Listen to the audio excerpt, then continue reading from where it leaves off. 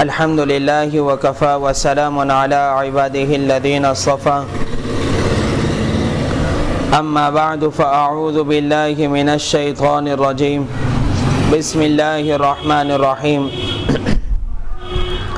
والعاديات ضبحا فالموريات قدحا فالمغيرات صبحا فأثرن به نقعا فوسطن به جمعا إن الإنسان لربه لكنود صدق اللہ العظیم۔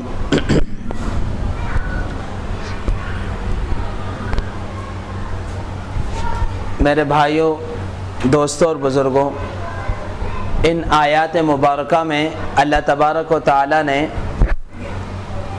گھوڑے کی قسم کھائی ہے۔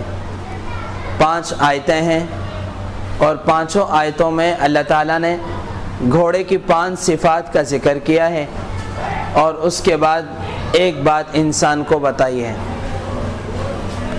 اللہ تعالیٰ نے 2 اہم موقعوں پر 2 جانوروں سے انسان کو مثال دے کر سمجھایا ہے۔ ایک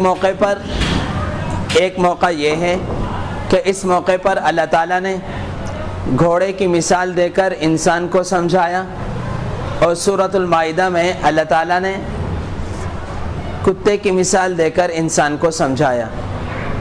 وہاں پر میں آپ کو شیخ عبد القادر جیلانی رحمۃ اللہ علیہ کا ایک مشہور مقولہ سناؤں گا۔ پہلے میں یہاں آپ کو ایک بات سمجھاتا ہوں۔ اللہ تعالیٰ کو قسم کھانے کی ضرورت نہیں ہے۔ اللہ فرماتے ہیں کہ وَمَنْ أَصْدَقُ مِنَ اللَّهِ قِيلًا، اللہ سے زیادہ سچی بات کس کی ہے؟ وَمَنْ أَصْدَقُ مِنَ اللَّهِ حَدِيثًا، کہ اللہ سے زیادہ سچا کون ہے؟ اللہ سے زیادہ سچا بھی کوئی نہیں اور اللہ سے زیادہ سچی بات بھی کسی کی نہیں۔ لیکن پھر بھی قرآن کریم میں اللہ تعالیٰ گھوڑے کی قسم کھا رہے ہیں اور انسان کو ایک بات بتا رہے ہیں۔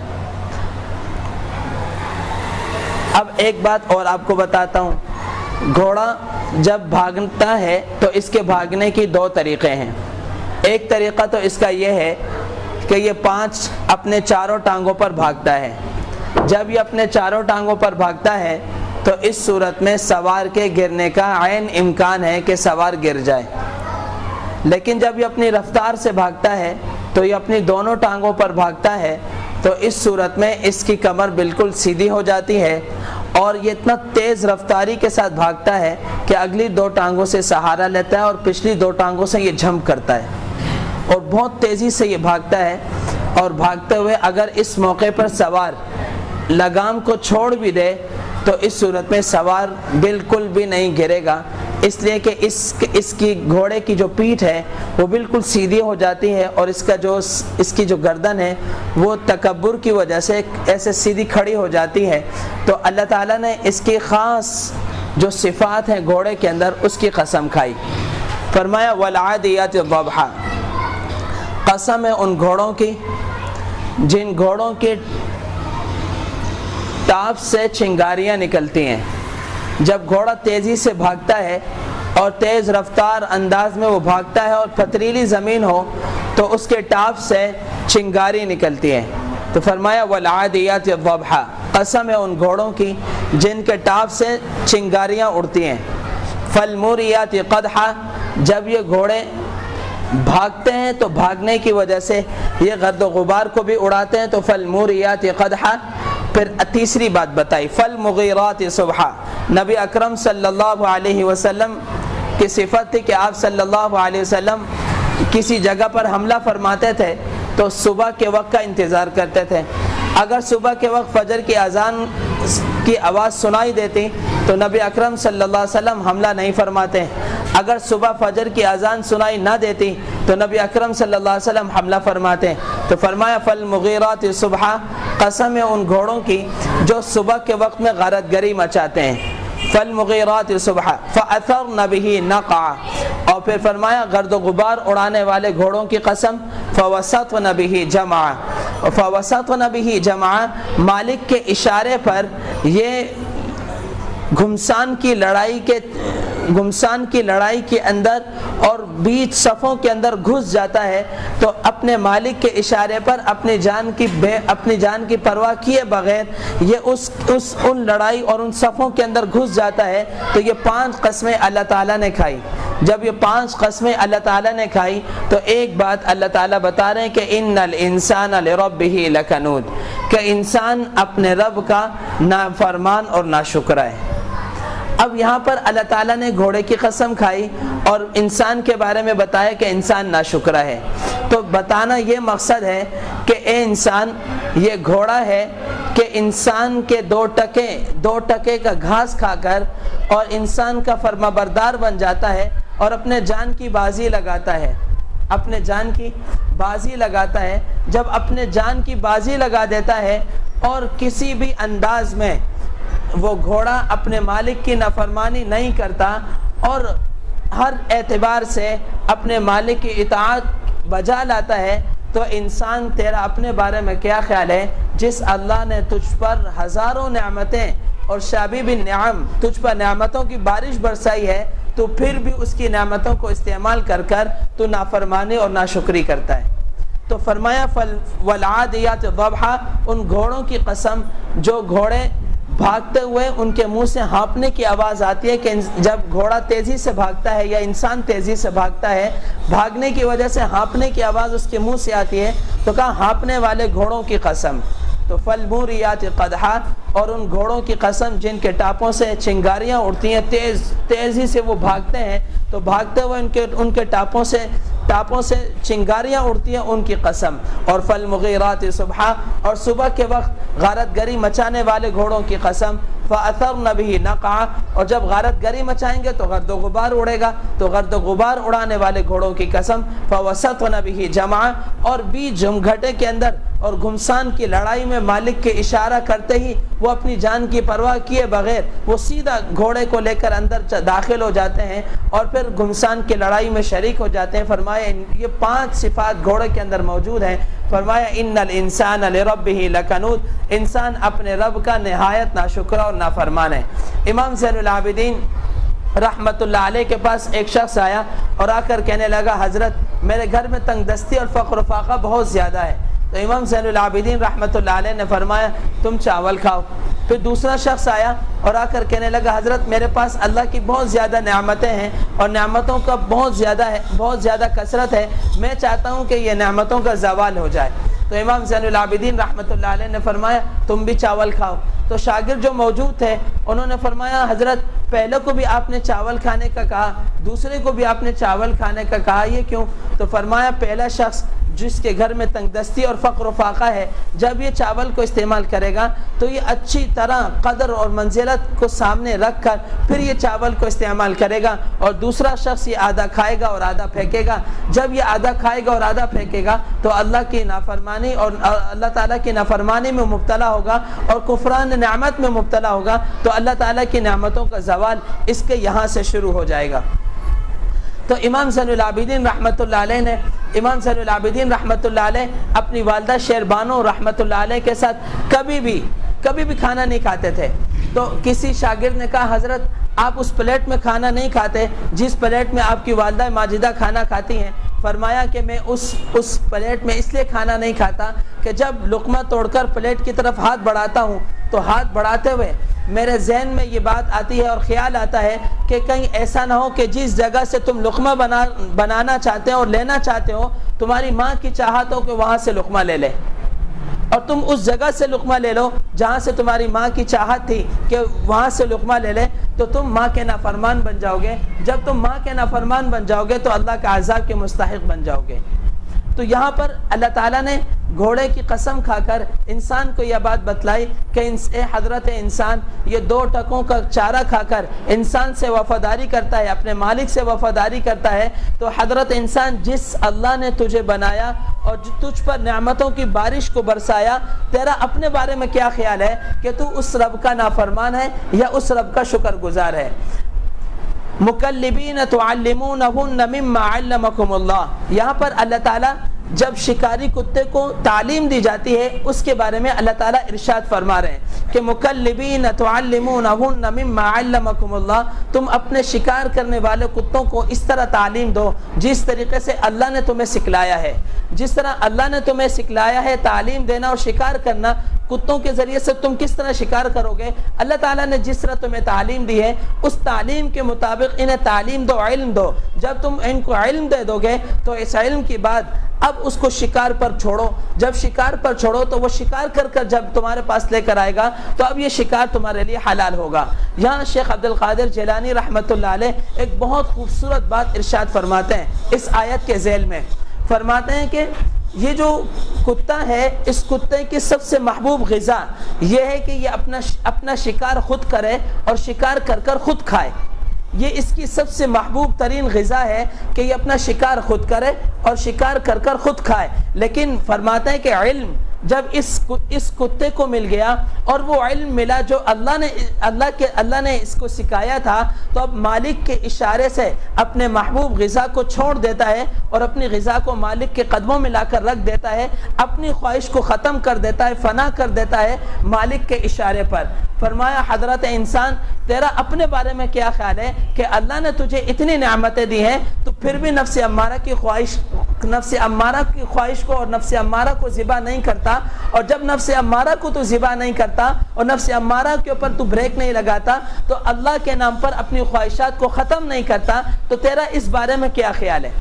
پھر ایک موقع پر علامہ علوسی بغدادی رحمۃ اللہ علیہ فرماتے ہیں کہ 10 جانور ایسے ہیں جنہیں اللہ تعالیٰ انسان کی شکل عطا کرے گا اور قیامت کے دن انسان کی شکل عطا کر کر انہیں جنت میں داخل کرے گا، اور ان میں اصحاب کہف کا کتا بھی شامل ہے کہ اصحاب کہف کے کتے کو اللہ تعالیٰ قیامت کے دن انسان کی شکل عطا کرے گا اور شکل عطا کر کر اسے جنت میں داخل کرے گا۔ عزیر علیہ السلام کا گدھا بھی ہے، عزیر علیہ السلام کے گدھے کو اللہ تعالیٰ انسان کی شکل دے گا اور شکل دینے کے بعد اسے جنت میں داخل کرے گا۔ میں یہاں پر ایک بات کہتا ہوں، میں یہ بات کہتا ہوں کہ اگر یہ گدھا جنت کے اندر داخل ہو رہا ہو اور جنت کے دروازے پر رک جائے اور انسان کی شکل میں یہ متشکل ہو گیا اور انسان کی شکل اس سے مل گئی، اور ملنے کے بعد جب یہ جنت کے دروازے پہ رک گیا، میرا اور آپ جیسا عقل مند شخص جس کے لیے فیصلہ جہنم کا ہو گیا، میرا اور آپ کے لیے فیصلہ جب جہنم کا ہو گیا اور جہنم کے راستے پہ چل رہے، تو یہ انسان کو مخاطب ہو کر کہے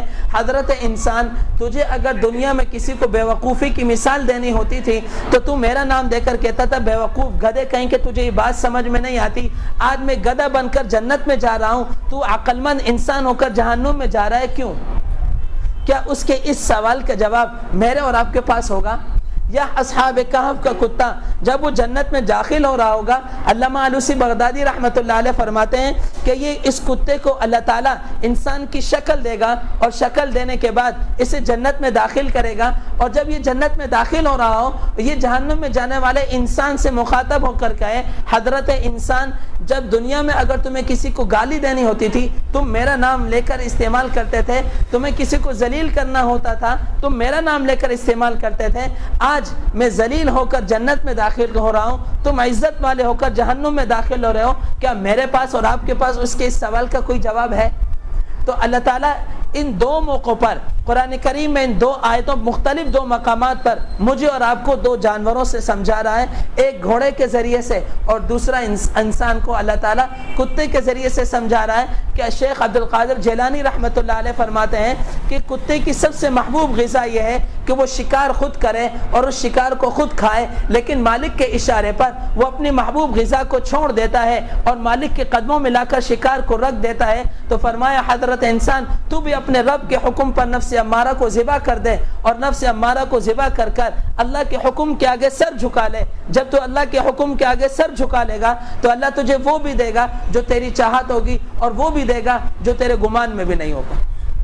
تو میرے بھائیوں اور دوستوں بزرگوں، یہ نہایت مختصر سی زندگی ہے، اس مختصر سی زندگی کے اندر اللہ تعالیٰ مجھے اور آپ کو اپنے کلام کے ذریعے سے سمجھا رہا ہے، اپنے انبیاء کی زندگی سے سمجھا رہا ہے اور اولیاء کی زندگی سے سمجھا رہا ہے، حوادثات زمانہ سے سمجھا رہا ہے، لوگوں کے آنے اور جانے سے سمجھا رہا ہے، رات اور دن کے مختلف ہو جانے سے سمجھا رہا ہے۔ نبی اکرم صلی اللہ علیہ وسلم کے پاس حضرت ابو بکر صدیق رضی اللہ تعالیٰ عنہ تشریف لاتے ہیں، فرماتے ہیں یا رسول اللہ میں آپ کے چہرے پر بڑھاپے کو دیکھ رہا ہوں۔ آپ صلی اللہ علیہ وسلم نے فرمایا ابو بکر مجھے سورہ ہود اور اس جیسی اور صورتوں نے بوڑھا کر دیا. ان صورتوں کے اندر ایسا کیا واقعات ہیں, ایسے کیا احکامات ہیں کہ آپ صلی اللہ علیہ وسلم جب ان صورتوں کو پڑھے, آپ صلی اللہ علیہ وسلم کے اوپر جب یہ صورتیں نازل ہوئیں اور آپ صلی اللہ علیہ وسلم نے جب ان صورتوں کو پڑھا تو آپ کے اوپر بڑھاپے کے آثار آ گئے اور آپ پر اتنا غم ہوا کہ آپ پر بڑھاپے کے آثار آ گئے. آپ صلی اللہ علیہ وسلم نے جب ان صورتوں کو پڑھا تو ان صورتوں کے اندر سب سے اہم بات یہ ہے کہ نبوت کے ساتھ جب رشتہ قائم ہو گیا, نبوت کے ساتھ جب رشتہ قائم ہو گیا تو اللہ کا نبی سب سے زیادہ مقرب ہوتا ہے اللہ کے نزدیک جب دھرتی پر موجود ہو. اللہ کے نبی سے زیادہ اللہ کے قریب کوئی نہیں ہوتا جب اللہ کا نبی دھرتی پر موجود ہو. تو اللہ کے نبی نوح علیہ السلام دھرتی پر موجود ہیں, اللہ کے نبی لوط علیہ السلام دھرتی پر موجود ہیں, لیکن اللہ کے نبی نوح علیہ السلام کی اولاد نافرمان بن جاتی ہے, اللہ کے نبی لوط علیہ السلام کی بیوی نافرمان بن جاتی ہے. تو اتنے قریبی رشتے ہونے کے باوجود, نبوت کا مقام حضرت لوط علیہ السلام کو ملنے کے باوجود, نوح علیہ السلام کو نبوت کا مقام ملنے کے باوجود ان نافرمانوں کو وہ بچا نہ سکے, ان نافرمانوں کو وہ بچا نہ سکے. پھر اس ایک موقع پر نبی اکرم صلی اللہ علیہ وسلم نے اپنی بیٹی فاطمہ الزہرا سے فرمایا, میری بیٹی قیامت کے دن اگر تیرے پاس نیک اعمال نہ ہوئے, تیرا باپ محمد الرسول اللہ تجھے اللہ کی پکڑ سے بچا نہ سکے گا.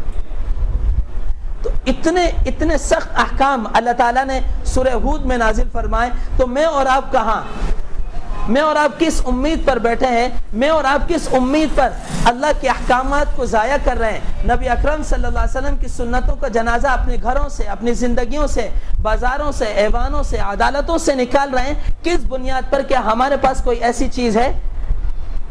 کوئی چیز ایسی نہیں سوائے اٹکل کے جو ہمارے دماغ میں ہے کہ اللہ بہت غفور الرحیم ہے, اللہ بہت زیادہ معاف کرنے والا ہے. نبی اکرم صلی اللہ علیہ وسلم نے فرمایا, اگر ایک شخص جان بوجھ کر نماز کو قضا کرنے کا عادی بن جائے, من میں آیا نماز پڑھ لی, من میں آیا نماز کو چھوڑ دیا, اور اس کا خاتمہ بالخیر بھی ہو جائے, اس کا خاتمہ بالایمان بھی ہو جائے, اللہ تعالیٰ جب اس نے جان بوجھ کر نماز چھوڑنے کو عادت بنا دیا تو اللہ تعالیٰ اس کے نام کا ایک دروازہ جہنم میں کھول دیتے ہیں. خاتمہ بالخیر ہونے کے باوجود اسے اس جہنم کے دروازے سے گزرنا پڑے گا.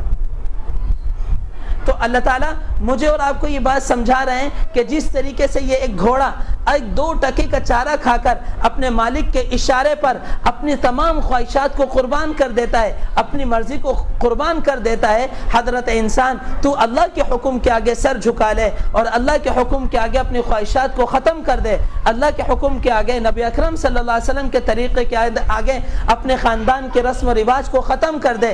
اللہ تجھے اس طرح چمکائے گا کہ تیرے گمان میں بھی نہیں ہوگا. حضرت جنید بغدادی رحمۃ اللہ علیہ, جنید بغدادی بنے کیسے؟ جنید بغدادی رحمۃ اللہ علیہ جنید بغدادی بنے اس لیے کہ وہ ایک پہلوان تھے اور مانے ہوئے پہلوان تھے. جب بادشاہ نے اعلان کیا ہے میرے پہلوان سے کوئی لڑنے والا, تو مجمع میں سے ایک سو کا سا آدمی نکلا, اور نکلنے کے بعد وہ کھاڑے میں آیا اور کھاڑے میں آ کر مقابلے کے لیے تیار ہو گیا. تو جنید بغدادی رحمۃ اللہ علیہ اسے دیکھ کر کہنے لگے, تم مجھ سے لڑو گے, ایک ہاتھ بھی لگے گا تو زمین پر گرو گے. جب مقابلہ شروع ہوا تو اس نے کان میں کہا, میں آل رسول میں سے ہوں اور میں 3 دن سے بھوکا ہوں, میرے گھر والے 3 دن سے بھوکے ہیں. آج اگر تم اپنی عزت کو داؤ پہ لگاؤ گے, کل قیامت کے دن اللہ آپ کو وہ دے گا اور دنیا کے اندر وہ عزتیں دے گا جو آپ سوچ بھی نہیں سکتے. پہلا مقابلہ ہوا, چت ہو گئے, دوسرا مقابلہ ہوا, چت ہو گئے, تیسرا مقابلہ ہوا, چت ہو گئے. تو بادشاہ نے اپنی دربار سے نکال دیا. جب رات کو سوئے تو نبی اکرم صلی اللہ علیہ وسلم کی زیارت ہوئی, فرمایا, جنید تم نے ہمارے خاطر, ہمارے نام کے خاطر, ہمارے نسب کے خاطر اپنی عزت کو داؤ پہ لگایا. ان قریب اللہ آپ کو وہ مقام دے گا کہ دنیا دیکھے گی. آج میں اور آپ جنید کو بغدادی کے نام سے جانتے ہیں, میں اور آپ حضرت جنید کو بغدادی کے نام سے جانتے ہیں. تو میرے بھائیوں, جب انسان اپنی خواہشات کو قربان کرتا ہے, نفس امارہ کو لگام دیتا ہے, نفس امارہ کو جب لگام دیتا ہے اور اپنی خواہشات کو اللہ کے لیے قربان کرتا ہے, تو اللہ تعالیٰ اسے دنیا میں بھی چمکاتے ہیں اور آخرت میں بھی اس کو چمکاتے ہیں. اللہ تعالیٰ اس کے تقوی کو اس کی اولاد میں بھی چلاتے ہیں, اور اگر اس کی اولاد آگے نہ چلے تو اللہ اس کے نام کو قیامت تک زندہ اور تابندہ باقی رکھتے ہیں. حضرت عمر بن عبدالعزیز رحمۃ اللہ علیہ کے پاس کچھ نہیں تھا. عمر بن عبدالعزیز رحمۃ اللہ علیہ اپنے بچوں کو تقوی سکھا کر گئے, اپنے بچوں کا تعلق اللہ کے ساتھ لگا کر گئے. عبداللہ ابن مسعود رضی اللہ تعالیٰ عنہ کا جب انتقال ہونے لگا تو عبداللہ ابن مسعود رضی اللہ تعالیٰ عنہ کے انتقال کے وقت میں کچھ شاگردوں نے کہا حضرت آپ کے گھر میں کچھ بھی نہیں ہے، کچھ مال و دولت نہیں ہے۔ عبداللہ ابن مسعود رضی اللہ تعالیٰ عنہ نے فرمایا میں نے اپنی اولاد کو سورہ واقعہ سے سکھائی ہے، اور میں نے اللہ کے رسول صلی اللہ علیہ وسلم سے سنا ہے جو بھی سورہ واقعہ کو پڑھے گا اللہ اس کے گھر میں فقر و فاقہ کو نہیں لائے گا۔ تو میرے بھائیوں، ضرورت اس بات کی ہے میں اور آپ اپنے نفس امارہ کو قربان کر دیں اللہ کے حکم کے آگے، میں اور آپ اپنے نفسانی خواہشات کو قربان کر دیں اللہ کے رسول صلی اللہ علیہ وسلم کی سنت کے آگے۔ جب میں اور آپ اللہ کے حکم کے آگے اور اللہ کے رسول صلی اللہ علیہ وسلم کے طریقے کے آگے اپنے نفس امارہ کی خواہشات کو قربان کریں گے تو میرے بھائیوں اللہ میرے اور آپ کی محنت کو کبھی ضائع نہ کرے گا۔ وہ اللہ جو ایک چور گھر سے چوری کی نیت سے نکلتا ہے اور گھر چوری کی پلاننگ بناتا ہے، اللہ تعالیٰ اس کی چوری کی پلاننگ کو ضائع نہیں کرتا، اس کی محنت کو ضائع نہیں کرتا، اس چوری کی پلاننگ میں اس کو کامیاب کر دیتا ہے۔ وہ انسان جو گھر سے نکلتا ہے اللہ کو پانے کے لیے، کیا اللہ اس کی محنت کو ضائع کرے گا؟ وہ شخص جو اللہ کو پانے کے لیے راتوں کو اٹھتا ہے، اللہ کو منانے کے لیے اللہ کے سامنے ہاتھ اٹھاتا ہے، اللہ کو منانے کے لیے آنسو بہاتا ہے، اللہ کو منانے کے لیے عاجزی اور انکساری سے کام لیتا ہے، اللہ کو منانے کے لیے ساری خواہشات کو قربان کر دیتا ہے، کیا اللہ اس کی محنت کو ضائع کر دیں گے؟ کبھی بھی نہیں۔ اللہ اس کی محنت کو کبھی ضائع نہ کریں گے۔ جب اللہ اس کی محنت کو ضائع نہ کریں گے تو وہ محنت کرنے والے تو میں اور آپ بن جائیں، وہ محنت کرنے والے تو بنیں کہ جب میں اور آپ محنت کرنے والے بنیں گے تو بیچ میں رکاوٹیں آئیں گی، کبھی نفس امارہ کی رکاوٹ آئے گی، کبھی شیطان کی طرف سے رکاوٹ آئے گی، کبھی خاندان کی طرف سے رکاوٹ آئے گی، کبھی بیوی بچوں کی طرف سے رکاوٹ آئے گی، کبھی غفلت کی زندگی کی طرف سے رکاوٹ آئے گی۔ جب ان تمام رکاوٹوں کو پار کرتے چلے گئے اللہ کے لیے تو میرے بھائیوں اللہ مجھے اور آپ کو اس طرح چمکا دے گا جس طرح اللہ نے صحابہ اور تابعین کو چمکایا۔ صحابہ اور تابعین نے یہ سارا صحابہ اکرام رضی اللہ تعالی علیہم اجمعین اور تابعین نے کام کیا کیا؟ سب کچھ قربان کیا اللہ اور اس کے رسول کے نام پر، اللہ اور اس کے رسول کے نام پر ہر چیز کو قربان کر دیا۔ جب ہر چیز کو قربان کر دیا تو اللہ تعالیٰ نے وہ چیز بھی عطا کی جو ان کے گمان میں نہ تھی۔ اور ایک موقع پر حضرت عمر رضی اللہ تعالیٰ عنہ کے پاس صحابہ اکرام آئے اور آ کر کہنے لگے اے امیر المؤمنین، جو مشقتیں ہم نے اللہ کے رسول صلی اللہ علیہ وسلم کے زمانے میں برداشت کی تھیں اسلام کو پھیلانے میں، ایمان کو قبول کرنے میں، کہیں اس کا بدلہ اللہ نے ہمیں دنیا میں تو نہیں دے دیا اور آخرت میں ہمارا کچھ حصہ نہ ہو؟ آخرت میں ہمارا کچھ حصہ نہ ہو؟ کہیں ایسا تو نہیں ہماری قربانیوں کا صلہ اللہ تعالیٰ نے دنیا میں دے دیا اور آخرت میں ہمارے لیے کوئی حصہ نہ رکھا؟ حضرت عمر بن الخطاب رضی اللہ تعالیٰ عنہ فرماتے ہیں نہیں، یہ تو تقوی کا صلہ ہے جو اللہ دنیا میں بھی دیتا ہے اور آخرت میں بھی دیتا ہے، جو اللہ تعالیٰ دنیا میں بھی دیتا ہے اور آخرت میں بھی دیتا ہے۔ تو میرے بھائیوں اللہ تعالیٰ ان آیات مبارکہ سے مجھے اور آپ کو یہ بات سمجھا رہے ہیں کہ یہ گھوڑا ہے اور یہ بے زبان جانور ہے، لیکن یہ بے زبان جانور ہونے کے باوجود اپنے مالک کے اشارے پر اپنی جان کو داؤ پہ لگاتا ہے۔ حضرت سعد رضی اللہ تعالیٰ عنہ نبی اکرم صلی اللہ علیہ وسلم کے صحابی ہیں، آپ صلی اللہ علیہ وسلم کے پاس حضرت سعد رضی اللہ تعالیٰ عنہ تشریف لاتے ہیں، آپ صلی اللہ علیہ وسلم فرماتے ہیں تزوجت یا سعد، اے سعد کیا تم نے نکاح کر لیا، شادی کر لی؟ کہا اللہ کے رسول مجھے کوئی بیٹی نہیں دیتا۔ فرمایا کیوں؟ کہا آزاد کردہ غلام ہوں، خوبصورت بھی نہیں ہوں، مال و دولت بھی نہیں رکھتا، تینوں چیزیں جو نکاح کے لیے اور رشتے کے لیے ضروری ہیں تینوں چیزیں میرے اندر نہیں، نہ خوبصورتی میرے اندر ہے، نہ مال و دولت میرے اندر ہے، کچھ بھی میرے پاس نہیں۔ تو آپ صلی اللہ علیہ وسلم نے فرمایا تم عمر کے پاس چلے جاؤ، اور یہ بنو ثقیف کے قبیلے سے تعلق رکھتے تھے، حضرت سعد رضی اللہ تعالیٰ عنہ کے چچا تھے، مالدار تھے، اور آپ صلی اللہ علیہ وسلم نے حضرت عمر کے پاس بھیجا۔ جب بھیجا تو اپنی نسبت کو بدل دیا، اور جب نسبت کو بدلنے کے بعد دروازے پر دستک دی تو فرمایا من دق الباب، کس نے دروازے کو بجایا؟ تو پھر اندر باہر سے آواز آتی ہے رسول اللہ صلی اللہ علیہ وسلم، میں اللہ کے رسول کا قاصد ہوں۔ دروازہ کھلتا ہے، کہا مرحبا برسول اللہ صلی اللہ علیہ وسلم، ہم اللہ کے رسول صلی اللہ علیہ وسلم کے قاصد کو مرحبا کہتے ہیں۔ سامنے چچا ہے، اس کے سامنے بھتیجا ہے، آنے کے مطلب پوچھتے ہیں کہ کیوں آئے ہو؟ پھر وہی مطلب بتاتا ہے میں تو بیٹی کا رشتہ لے کر آیا ہوں۔ باپ کی شفقت غالب آ جاتی ہے کہ تمہیں میں اپنی بیٹی دے دوں، تم نے رشتہ داری کا بھی لحاظ نہ کیا، تم نے کسی چیز کا لحاظ نہ کیا. کہا مجھے تو اللہ کے رسول نے بھیجا تھا، میرا کام تھا تمہیں پیغام پہنچانا، تم مانو یا نہ مانو. اگر تم منع کر دیتے ہو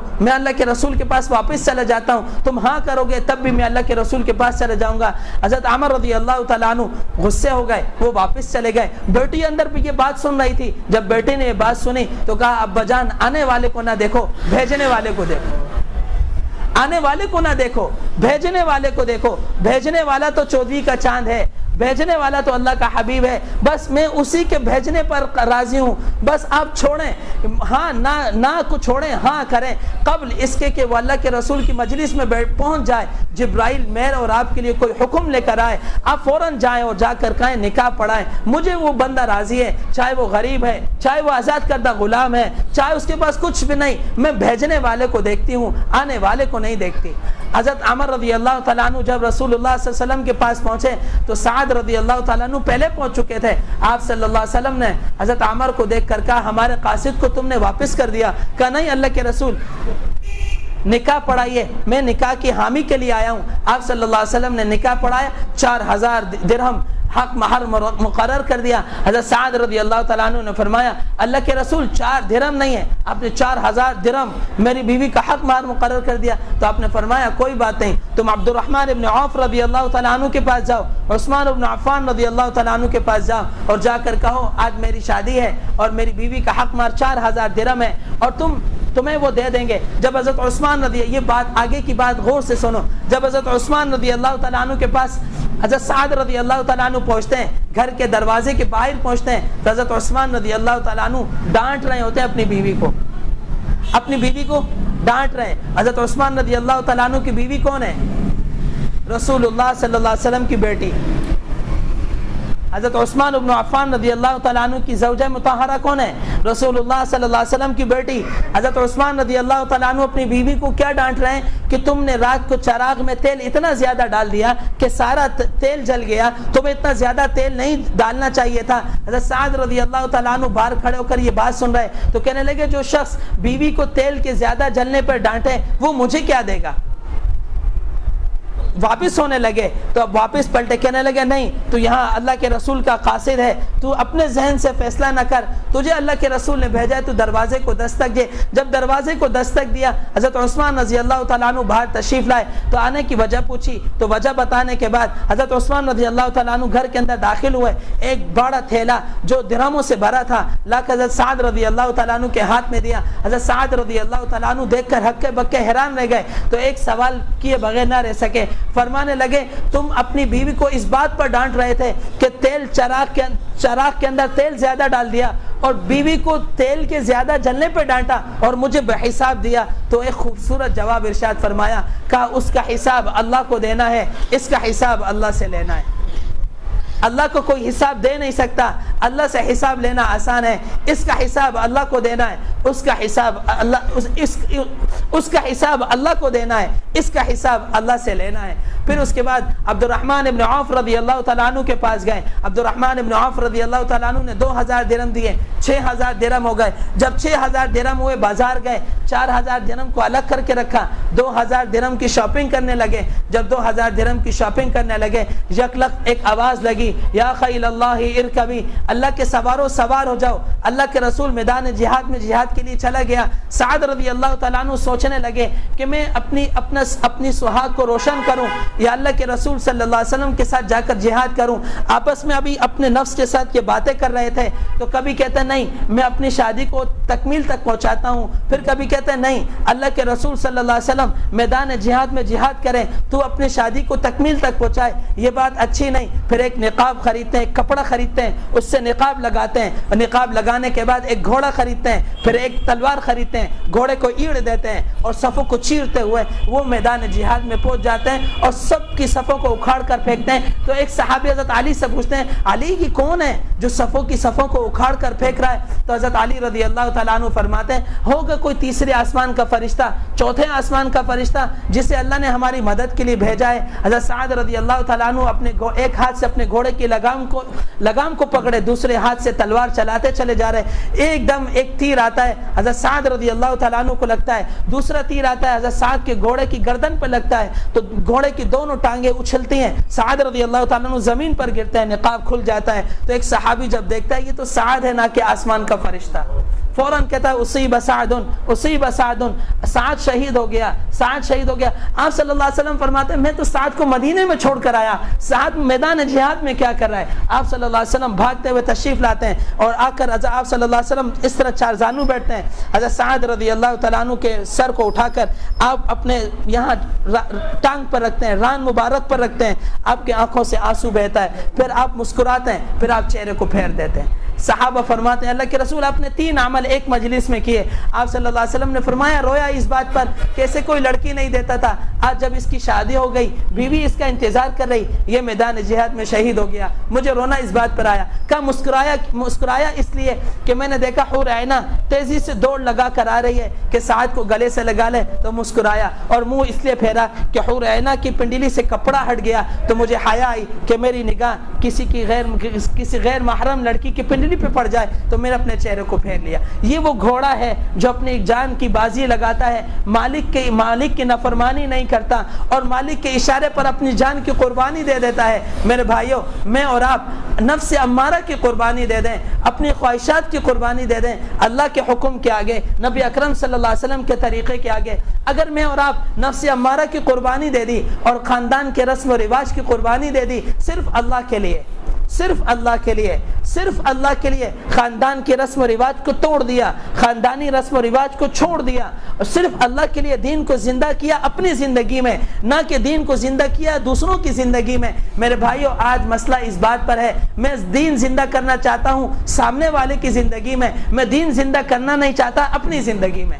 میں پردہ کرانا چاہتا ہوں سامنے والے سے، میں پردہ کرنا نہیں چاہتا خود سے، میں خود غیر محرم سے پردہ کرنا نہیں چاہتا، میں دوسروں سے کہتا ہوں تم پردہ کرو۔ ضرورت اس بات کی ہے میں اس 4 فٹ اور 5 فٹ اور 6 فٹ کے جسم پر دین کو لاگو کروں، میں شریعت کو لاگو کروں، میں نبی اکرم صلی اللہ علیہ وسلم کی سنت پر عمل کروں۔ بس ضرورت اس بات کی ہے کہ میں اور آپ اللہ کے حکم کے آگے اپنے سر کو جھکا لیں، نبی اکرم صلی اللہ علیہ وسلم کے طریقے پر اپنی زندگی کو لے کر آ جائیں۔ جب میں اور آپ اپنی زندگی کو نبی اکرم صلی اللہ علیہ وسلم کے طریقے پر لے کر آ گئے تو اللہ تعالیٰ وہ تمام کے تمام وعدے جو صحابہ کو دیے تھے اللہ میرے اور آپ کے ساتھ پورے کرے گا۔ اللہ تعالیٰ مجھے اور آپ کو عمل کرنے کی توفیق عطا فرمائے۔